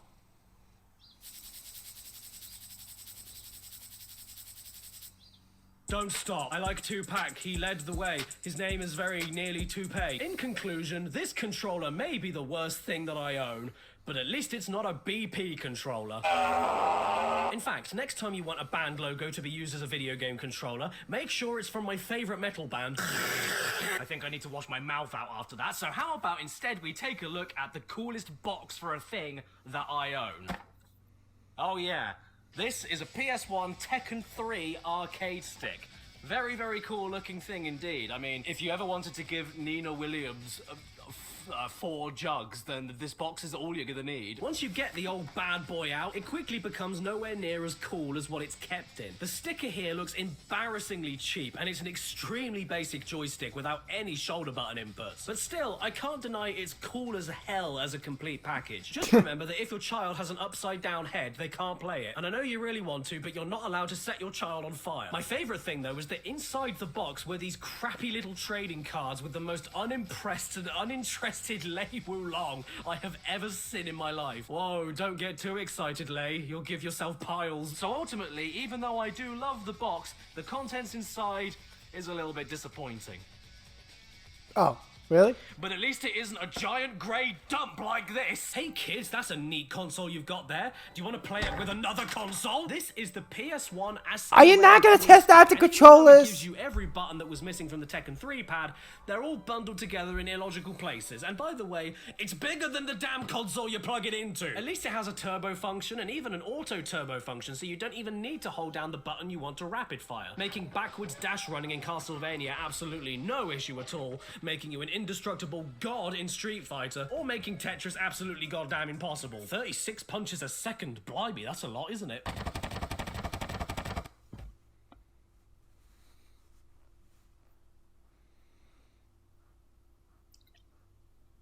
Ow, my face. I don't know, maybe I'm being too harsh on it. I mean, after all, it is called Slech. What's that? What's that on the horizon? Oh my god, it's so beautiful. It's on the horizon, like the sea. Well, my son, it's one of the rarest PS1 accessories out there. The Boil controller.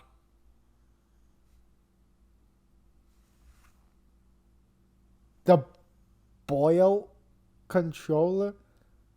Seriously though, the ASCII sphere means business. Look at this box. The fake steel crate holes, the mention of 6-axis, even though I thought that was a PS3 thing, but no, here it is. It even has a training disc. It's a controller so advanced, it requires a degree to use it. I have never heard of a situation where if you're playing a difficult game, you start looking up how to beat it, and then look up how to beat the controller. So you admire the box for a second and then open it up. Or you could enter your hand through the perfectly cut Stanley knife slot from when you accidentally slice into it from taking it out the box it's shipped in. And here it is. The lovely little cancerous lump. It looks like if you left it on the floor, it would leave a sticky trail behind it. But before I write it off entirely, let's check out this training disc. You are now in sector 375-95. You want me to learn how to use this thing, right? Right, so the basic training is pretty straightforward. The magical testy up here is designed to be physically pushed in all sorts of directions. And the game tells you to be gentle with your pushes and pulls because every subtle movement you make against the ball here does something different. Pushing it away from you, pulling it up, pushing it down, twisting it, all so that you can steer this little spaceship around the map. It's ambitious, I'll give it that. But you know who else was ambitious? Stalin? Once you're left alone in the void of space, freely controlling yourself, it falls apart. The game wants you to do things like push forward gently to move forward, but then push hard forward to dip downwards, or push left gently to strafe left, but push hard left to bank left. It's so damn unnatural. When you're doing it one move at a time, it's absolutely fine, but strangely, flying through space at 500 miles a second doesn't mix well with you remembering every single angle this sack wants to be tickled on, and you end up not being able to control anything. So why don't we try out the obvious test choice, Cooler World? I mean, I already have his mother's head on a pike. Yeah, as I suspected, the second we take the ulcer out of the mouth, it doesn't work. The controller worked fine with the spaceship test disc, but look at this. The ball doesn't know if it's rolling, or turning, or looking, or boinging, or splatting, or blinking, or blonking. Thanks for responding perfectly to all my pushes and pulls and squeezes and twists. It's like if Jigsaw created Bop It. How about we try out Shrek Treasure Hunt? Well, to start with, the menus were absolutely fine. That's okay. But the game itself, I mean... it kind of speaks for itself, right? The controller is all about finesse. I mean, fair enough, I know Shrek isn't exactly a swan-leg ballerina, but however gently I touch the ball, he absolutely freaks out. Why does this thing exist? Who asked for it? Who was sitting at home playing Metal Gear Solid and said to themselves, oh boy, I really wish this was Rubber Gear Squishy. This thing is an abomination, and I'm putting it down because I'm absolutely certain this is malignant. And you know what else nobody likes and wishes they could put down?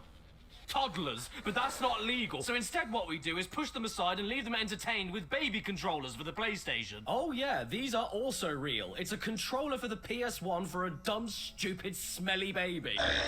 You can give it to a toddler to chew on and beat Croc at the same time, without the ability to attack no less. This is a very clever baby. This controller in particular was Japanese only and came bundled with a game called Guru Torn... Japanese only. This is perhaps the most unassuming box for a game I've ever seen. There is absolutely zero information on it. Not even the back of it can help you out. If you play around, please I am tired. Sound advice. The game starts up and... please get out of my personal space. Okay, so I'm on this screen and nothing is working. I'm not sure what I'm supposed to... oh! Hang on. This is a microphone? Sweet, I wasn't expecting that. Just gotta say hello to the cute little dog and away we go. Did you know they eat you in Korea? Okay, cool. Now I've got to put my name in and... what? Sweet, I wasn't expecting that. Just gotta say hello to the cute little dog and away we go. Did you know they eat you in Korea? Okay, cool. Now I've got to put my name in and...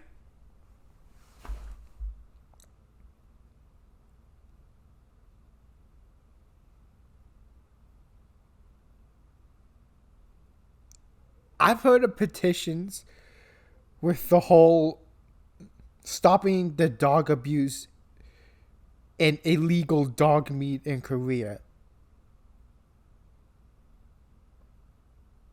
But to make a dark joke about it. I mean, I'm not an animal lover, but cheese and rice, that is just... Ugh. I did not need that.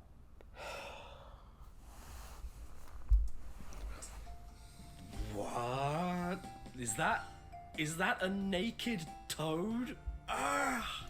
Well, at least they can't reproduce. Okay, cool. I guess I've got to pick where I want to go now. It's a dickless I'm doomsday. feeling a little bit drawn to the top one, and then, yeah, feeling drawn to the top one again. I think what we've got to do here is shout into the microphone when it's safe to cross the road. But maybe I need to know the Japanese word for go, because I can't get them to move. Go, go, go, go. Ah! I changed my mind. Back, back. Yay! I finally did it right. I wish I didn't do it right. Let's try another game then. How about this one by the Kidney House? Here we have to pick the oven that we want to jump inside, and then we... I honestly have no idea, but I'm gonna go and eat this cookie here, and... yeah, I'm getting way too ahead of myself. I'm gonna quit before I mess it up. Oh no, I won. Okay, well, what do I do now? I don't know, but anywhere is better than here, and good timing too, because the poor dog clearly wet itself. Oh, okay, we've got some hide and seek now. Haha, you can't get away that easy. I see where you went. Oh, my mistake. I thought I saw you go in there, but you clearly didn't, because instead I found a little old man. Then this duck arrives for the fun, and... Why does everyone in this game sound like they're being sick? The controller itself is kind of neat, though. It's cute, it has all the buttons it needs, it stands up on its own so it can be doubled as a toy, but using it for anything else other than the game it was made for is a death sentence. There's only 2 buttons and a D-pad in between them, for Christ's sake. Uh-oh. I'm dead. Look at the way this smug asshole winks at you. He knows you can't do anything with him and he thinks it's hilarious. Or he wants you to press that button down there. Well, if I can give it any credit whatsoever, the D-pad, X, circle...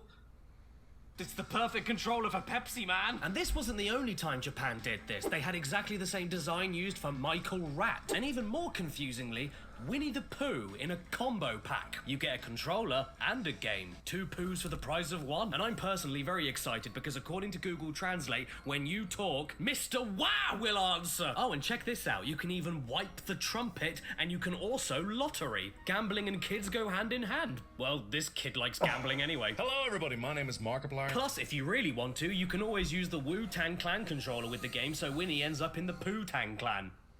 Please forget I ever said that. Don't hurt me, Pooh.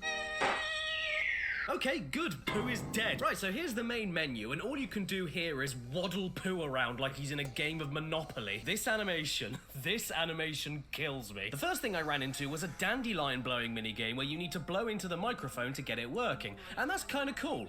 Except the microphone responds to any noises, not just blowing, so you don't need to blow at all, and you can just go... Or you can blow over and over again into the mic to make Pooh sound like he's sucking a golf ball through a hose. Oh, check it out. I found Eeyore's Casino. No, I'm not joking. You take your lottery tickets, put them in a hole in a tree, shove Pooh in the hole, watch him inflate, wait for him to... and then win a spider, which makes Pooh go... Want to know the best thing though? The microphone itself is actually mapped to the PS1 controller's shoulder buttons, meaning that you can shout at Croc to make him shimmy left and right. And you can play Tenchu hiding in the dark and stealthily slicing up your enemies with... I'm right here, surprise! And you can make Crash Bandicoot slide with... Whoa! Whoa! Whoa! It works with basically any game you can think of, but don't try out Tomb Raider 2 unless you really love rolling around on the floor. Now, I wonder what happens when you press Mickey's button down here. Don't even think about it. Well, you know what, Mickey? That's too small for me anyway. I prefer my buttons nice and big. This is the once again Japanese-only Kid Station controller. Oh my gosh! Kid is crying. This controller will kill them. Look at the size of this beast. If this controller had an exercise bike, it'd be dusty. It was made for a series of games in Japan that branded the Kid Station logo on the cover. If the game had that logo, you could use this controller. And yes, this Lord of the Rings storytelling. Danking the way it was meant to be played. Hey there, fat controller. Do you want to see my fat controller? Logically, tiny buttons should be great for tiny fingers. But if you're 3 years old, those fingers spend more time in your mouth or going... And that's why this controller exists. No mistakes will be made with this, no sir. Just make sure that the game you play doesn't involve moving anywhere, because... Yeah. What you can do, though, is use it with the mouse, which is great, because I've always wanted to play Terry Pratchett's Discworld with a bongo. I like this controller. Dad, what the hell is this thing? And if this is what your kids look like when they see the controller, just wait until you see what happens when they play with it. Ha ha ha, this pleases me. You know what I've always wanted to know? What English words are young Japanese boys wearing on their pajamas? Let's have a quick look. High, super, point, mile, cham, picnic, field, mitt. Actually, scratch that. Pick yourself up the PS1 fishing rod. The only controller that allows you to get a rod and go fishing. A fishing. The fish ain't biting today. I only have one game that this thing is 100% compatible with. Real Fishing 2. Because Real Fishing 1 didn't have enough real fishing in it. And the game is... Yep, this is Real Fishing, alright. It's real fishing. Nothing happens. Look, it's really cute that you can throw the rod. It's the guys behind the gaming industry's mental. But whatever bait I use, wherever I cast, how fast I reel, it doesn't... What is it with making video game accessories made for 1, 2, or 3 fucking games? Especially just one fucking game. You make a controller just for one specific game? What the fuck? Oh.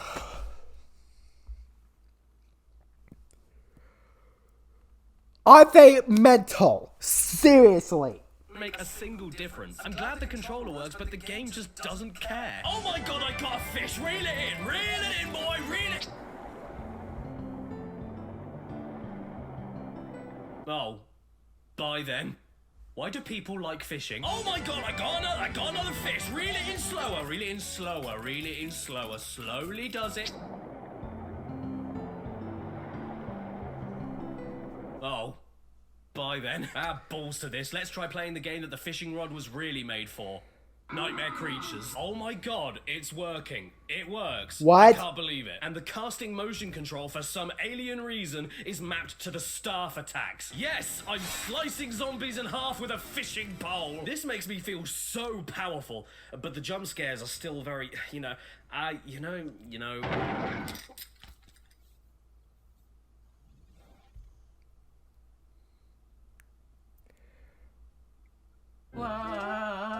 At this point, I started to think a little out of the box. Maybe this real thing here works as a paddle of some sort? So I tried out Buster Move 2 to see if I could move the cannon with it, and nope, it didn't work. I could not. Then I thought, hey, wait a second, this here is a left analog stick, so maybe this acts as a right one, meaning that I tried out Ape Escape, and sadly, it didn't even pass the menu screen. Then I tried RC Stunt Copter, and the exact same thing happened. So what about racing games then? Like Colin McRae Rally? No. Gran Turismo? No. Is So it then I tried a load of other random games like Spider-Man 2? No. Mortal Kombat? No. SpongeBob? No. Wipeout? No. And none of these did anything. And then I tried Gex 3D. For some completely unfathomable reason against all human decency, when I played the game with a normal controller, everything works absolutely fine. But the second I put the fishing rod in, the noises began. What in God's ripe, greeny pastures is going on here? What's happened to the music, the sound effects, and why does the fishing rod of all things cause it to happen? Oh my god, what's that, boy? You have a bite?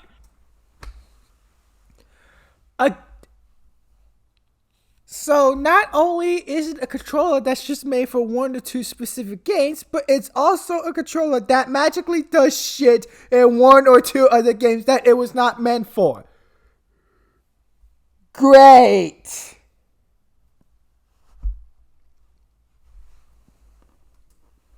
Oh, well, hot Jiminy, let's crank it up then.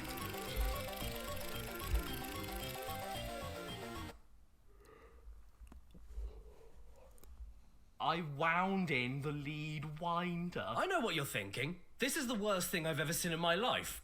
What is it? Well, ladies and gents, this thing, this inside-out rubber Johnny is apparently a controller lead winder, and it's as useful as a carpet shop in a hospital. It calls itself a lead winder, but in reality it does absolutely nothing. It's just a loose and floppy pair of old lips that gets in the way of your cables and adds a million steps to something that's supposed to be one. You fold the end of the controller extension lead through here, unravel it slowly as it chews on its own cable, fold it back through the same hole to keep it in place, and when you leave it on the floor, it looks like a chewed up foreskin. In fact, the more I look at it, it's not even a lead winder for your own controller. It's a lead winder for the extension lead that's compatible with the winder. So all you're doing here is winding up the extra controller length on top of the standard length. Who designed this? Oh, of course, it's Mad Catz. Who else would it be? You know what? I'm gonna make this. Mad Catz is the bad video game developer. Okay. To be used as an ornamental vase. Mad Catz is bad. Great. Look at my poor little controller. It looks like it needs circumcising. And while we're talking about cutting off the end of your gentleman's whistle, here's the PS1 cockpit. Released by Optech, an anagram for PC toe, this is the PS1 cockpit, and holy shit is it ugly. It feels like you're holding a knife and fork that you can't separate. I thought we're not doing any more wheels. With a cockpit controller in a video game is flying a plane with a cockpit controller in a video game, and this thing it's an airplane thing. Never mind. Cockpit controller in a video game. Oh. At least not on Ace Combat 3. No matter what settings I use, the steering outright doesn't work, but everything else seems to work fine, including pushing and pulling back on the deck to change my height, which is completely awful because this is what happens every time you do that. Does it work on Independence Day? No. Duke Nukem? No. Driver? No. Point Blank? No. Simpsons Wrestling? No. Stuart Little 2? Yes. The PS1 cockpit controller works with Stuart Little 2 and nothing else that I tried. Out of all of the flight games I own, I honestly couldn't believe it. Why does this work? You can even turn left and right to move the sewage hamster, and the accelerator pedal is your jump. So instead of stepping on a mouse, we're shooting it off to space.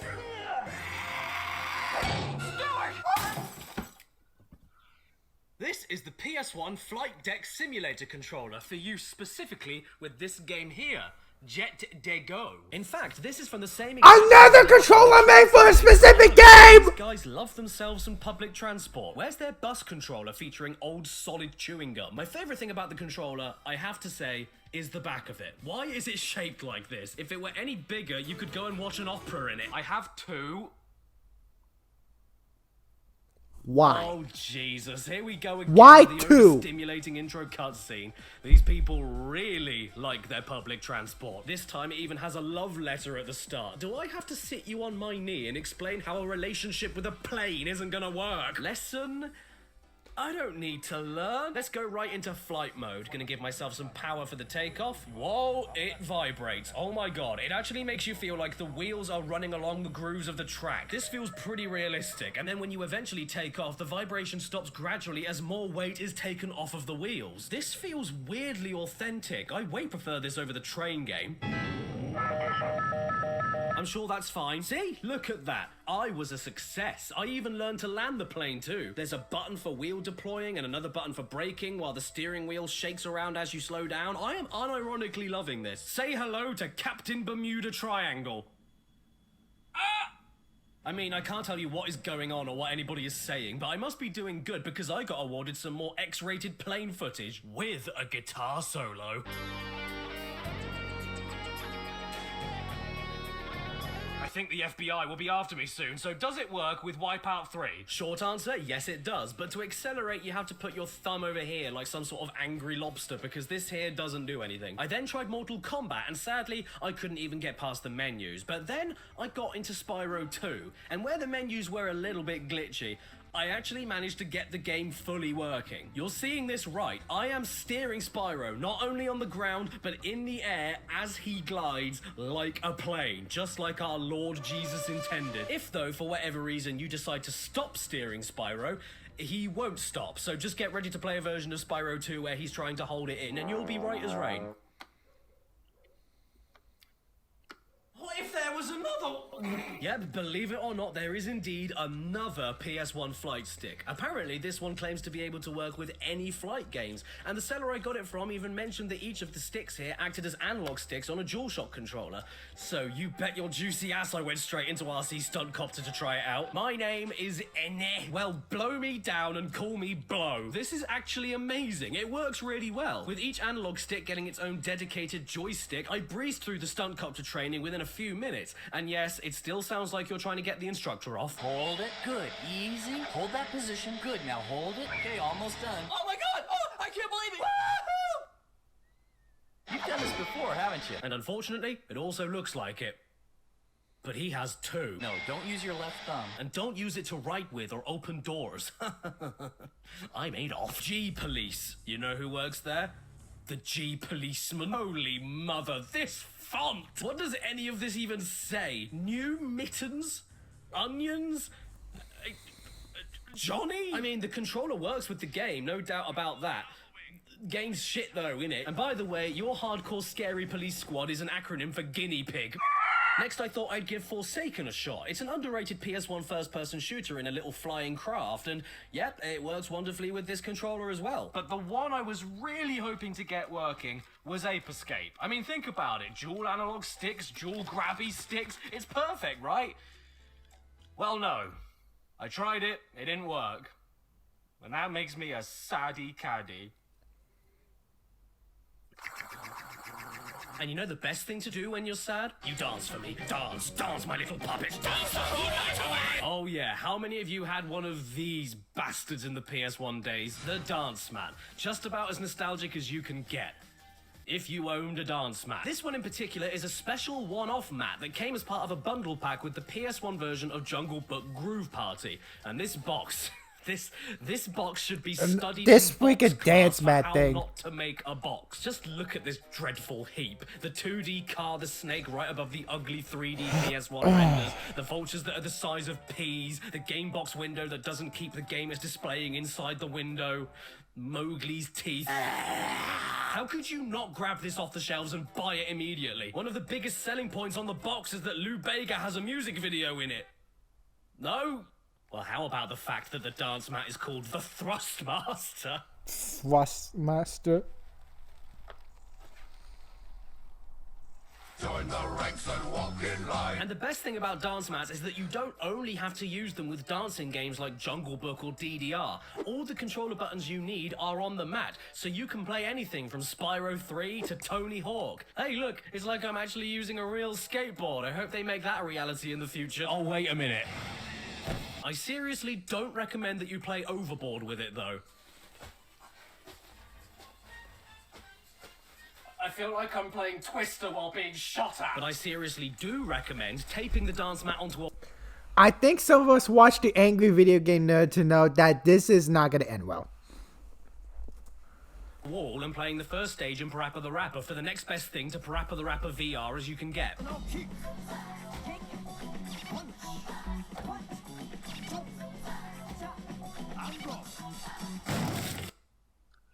And then that crazy country over there, you know, Japan, they saw that dance mats were selling like hotcakes on the PS1, so you know what they decided to make? They decided to make a dance mat for people with hand fits. This is the PS1 Poppin' controller for a series of games labeled Poppin' Music from Konami again. The sad thing though is that it's only for Japan, so please don't tell anyone. or else...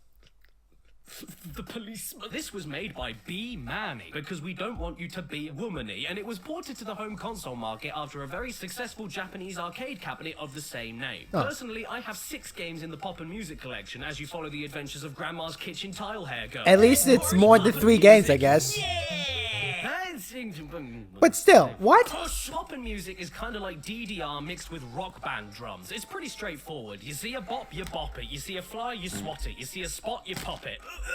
Surely there's got to be more to it than that. How to play. Good. I don't read Japanese! That cleared up. Honestly, there's not much to say, but what you hear is this. I have always wanted to play along to my favourite disco hits while smashing a jackhammer on the table. Won't you take me to Funky Town? And the most adorable feature, it even has Pocket Station compatibility. I like this thing a lot. I'm gonna ring them up and tell them how much I like it. It's no longer working, isn't it?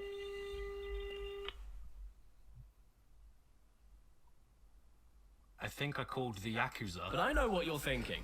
Does it work with other The rhythm Yakuza? games like Rib Ribbon? Well, you'll be pleased to know it sure does. And half of the fun is trying to figure out which button does what. Yes. Yes. No. Alright, then how about if we try the best rhythm game of all time? Tarzan.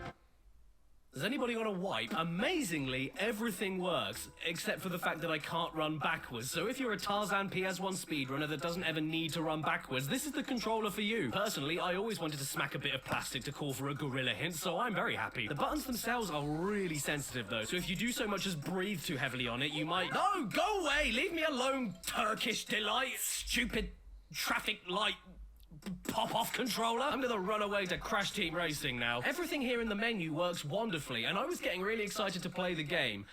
But then the character select screen happens, and I officially turned the game into a roundabout. I have absolutely no idea why it's doing this. I'm not touching anything. You spin me right round, baby, right round, like a cash paduka, right. Crash Team Racing, more like Crash Team Retching. Then I tried out Bugs Bunny and Taz Time Busters, and I have the same issue. I can only move in one direction forever, but at least now I'm in a 3D space, which means I can also jump, kick, change characters, and move a total of 15 degrees to the right. I'm pretty sure that's a feature on the back of the box. Then I got a hold of Taz, threw him into the lake, and watched him struggle as he slowly drowned because I couldn't get him back up. What is it that the kids say in Twitch chat nowadays? Poppers? So yeah, Konami were the kings of PS1 musical instruments, weren't they?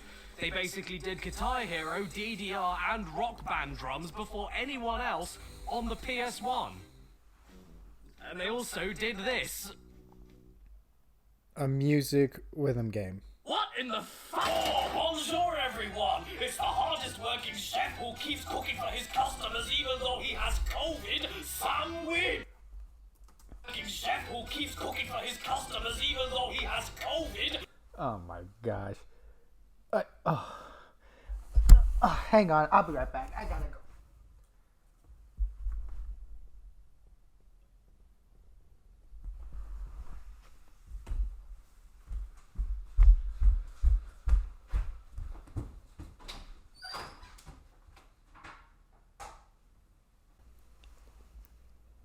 I literally had to take a shit and I had to stop recording because the maximum that I've turned on is 2 hours. But it looks like we're almost done. Finally. Sandwich! Cover your mouth when you cough. And today we're going to be frying sausages with my new gadget, a hob with an organ. Right, I feel like I'm going insane. Okay, so along with everything else Konami did for musical instrument... Oh, it's games on the Konami, of PlayStation, course. They also did this, Beat Mania. And where I was initially expecting it to make me feel like... I later discovered it's basically a primitive version of DJ Hero with a keyboard, so instead I felt like... It works. Yeah, it's pretty fun. There's not much to say about it. It's just your typical rhythm game, but with a... Why are you getting actual instruments and then breaking them? I hope they are recycled or something like that, because that's just a waste.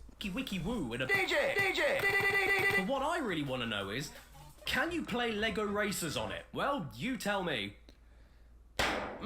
Even though a few buttons on the controller are mapped to the keyboard end of the deck, the disc scratching bit is only mapped to up and down, so you can't turn. And the same rules apply to Alien Trilogy, which even though is very depressing that I can only move forward and back and strafe, makes it all worth it when I can say out loud, Look, Mom, I shot an alien with a piano! Well, I guess It works perfectly with Pong.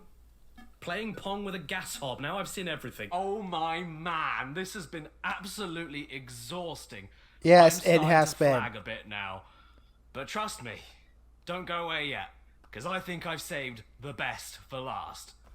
Do you remember a few years back, I made a video all about retro PlayStation 1 magazines? In some of those issues were picture adverts for upcoming gaming controllers and peripherals, including a PS1 controller cup holder, a G-Con light gun bazooka, a PS1 controller with the England flag on it, and a PS1 controller that is also a shoe. And you are all going to be so sad to hear that no matter how many Google searches I did, and no matter how many eBay searches I did, I couldn't find these things anywhere. And even worse, I couldn't find even a mention of them on the internet outside of those magazines. So I think they were jokes. Ha ha ha, you got me. But there was one thing I managed to uncover from those magazines. One single thing. What? And I'm so happy I did, because... Hey kids, meet your new stepdad! Hello there, little scamps! I did it! I found it! The PS1 glove! You thought that the Nintendo Power Glove was the only one? No siree, no Williams. Here is the officially licensed video game control glove for the PlayStation. The only controller to get you in the game. Might want to plug in the console first, though. What are the features of this ungodly instrument? Compatibility with all PlayStation games, approved official PlayStation peripheral, fits comfortably onto the forearm and hand, and you become part of the game. Holy shit, what a feature! I have been desperate for years to jump into my PS1 and have an affair with Bob the Builder's wife. You take it out of the box, strap it down to your arm, and there you go. Here it is. This wretched junk, this parasite feels horrible. It follows every single finger and wrist movement you make like a conjoined twin that never made it. To make things move on screen, you have to bend your arm around like Betty Spaghetti to make this lever system work, and it takes a surprising amount of muscle to do it. Plus, the buttons are all smushed together, it has the worst thumb button placement I've ever seen on anything, and I don't know if I should be playing a video game or studying black holes talking like a robot. And I know it's predictable, but I've got to try Glover on it, haven't I? No. Jumping Flash? No. Dave Mirror Freestyle BMX? No. Do I even dare? No. Oh! Once upon a time. The end. After all of that, I could really do with a massage. Anybody got anything to help me out? The Power Glove. It was so bad, but the PlayStation Glove, I wonder if that's the final nail in the coffin or in the brain to realize that video game gloves is not exactly the best thing in the world.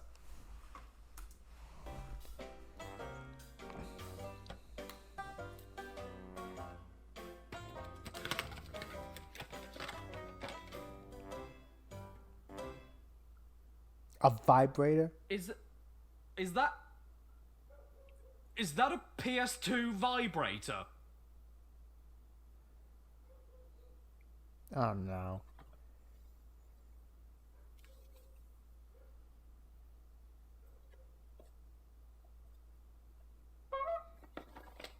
Oh, there you are! God, I am exhausted from watching this. 2 fucking hours! That's how much...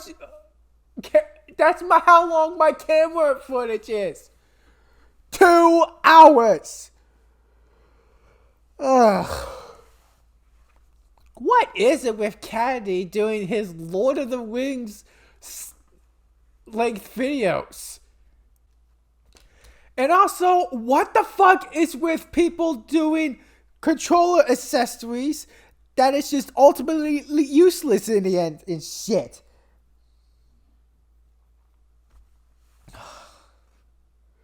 And seriously, making controls just for 1 or 2 specific games? Really? Ugh.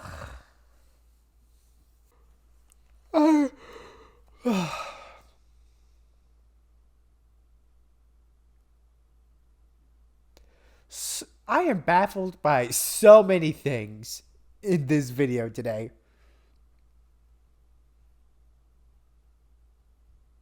I'm pretty sure it's a waste of time and money. I wonder what the people are thinking. I don't think I got nothing else. I'm feeling a bit drained just from watching this. I mean, jeez. Well, if you guys like long-ass reviews and long-ass reactions, then I hope that this is the video for you. Seriously. Some people just do not like Lord of the Rings style shit. If you guys like what you see, please consider liking and subscribing to my channel. And I hope you have a good day or night. And take care.